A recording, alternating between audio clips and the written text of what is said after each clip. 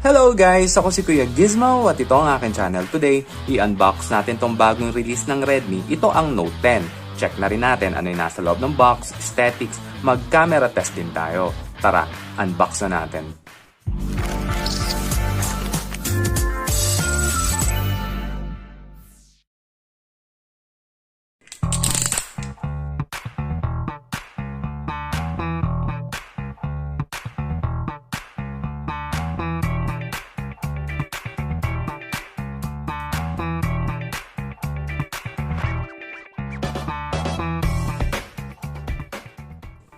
Bago sa unit, check muna natin kung ano yung nasa loob ng box.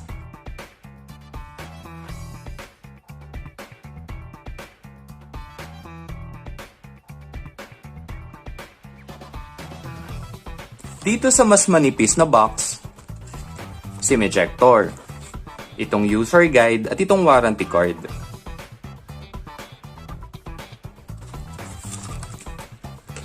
At yung hindi mawawala na jelly case.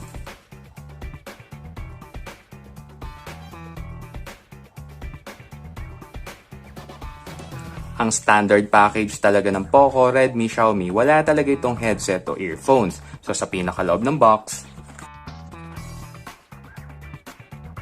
itong sync cable o charging cable, ito'y Type-C.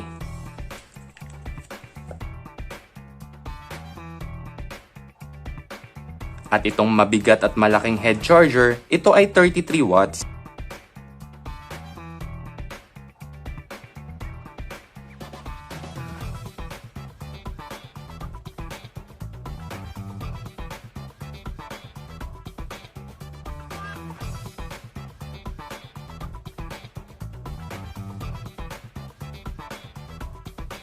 So guys, ito napansin ko, itong Redmi Note 10 nila, ang medyo naging eco-friendly sila dahil ang ginamit nila ngayon tulad nito. Dati kasi ang pinaka-film nila dito ay plastic, ngayon gumamit sila ng paper. Pareho lang din dito, ayan. Naging eco-friendly sila. Good job!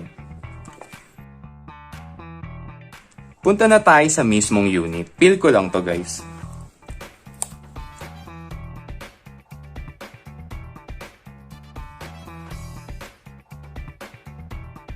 So guys, balik ako. Ang nakuha kong color, ito yung onyx gray. Pakita ko lang sa inyo yung aesthetics.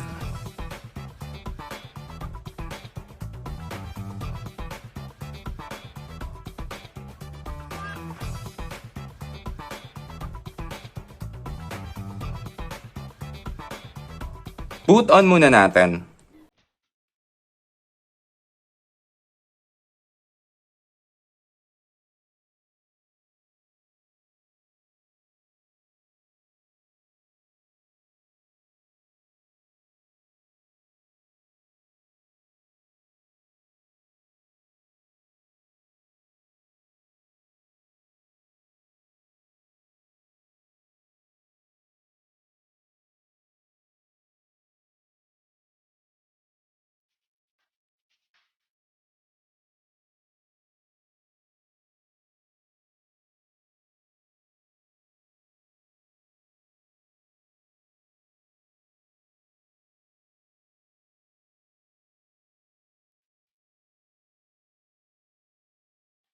So guys, nag-boot on na siya. Yung pinakahuling part medyo matagal talaga yon, kaya huwag kayong mag-alala bakit ganun. Next, punta na tayo sa specs. Ang Redmi Note 10, ito ay 6.43 inches na Full HD+. Ang okay na ginawa ng Redmi dito, ginawa nilang budget-friendly pero AMOLED display ang screen nito. Ang screen protection naman niya ay Gorilla Glass 3. Ang selfie camera naman ay 13 megapixel. Ang RAM at ROM naman nito ay 464 at 6128. Alam ko may lumabas sa overseas na 4128 pero pagkakaalam ko sa Philippines ay yung 464 at 6128 lang. Ang chipset na nandito ay yung bagong Snapdragon 678 na 11 nanometer.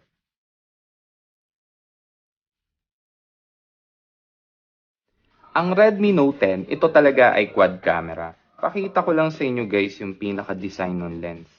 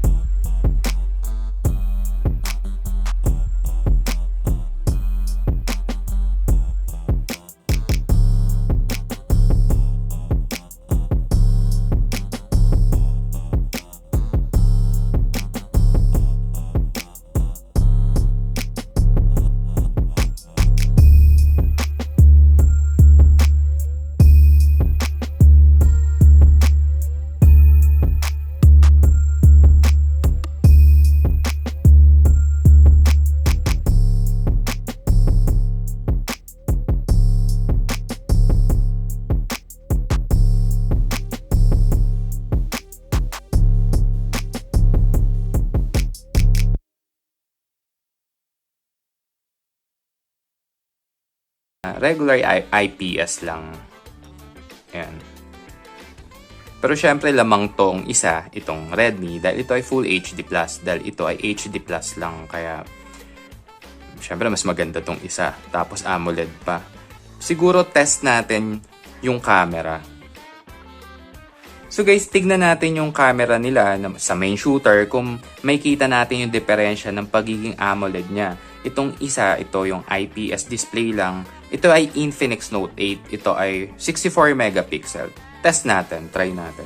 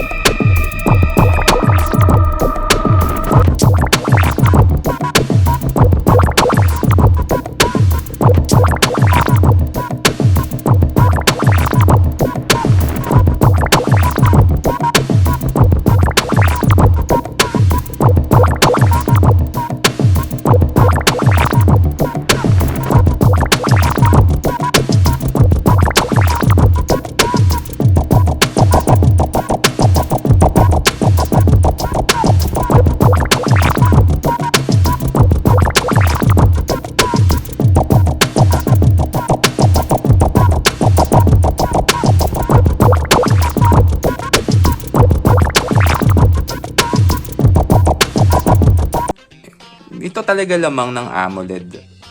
Mas buhay yung color. Yan.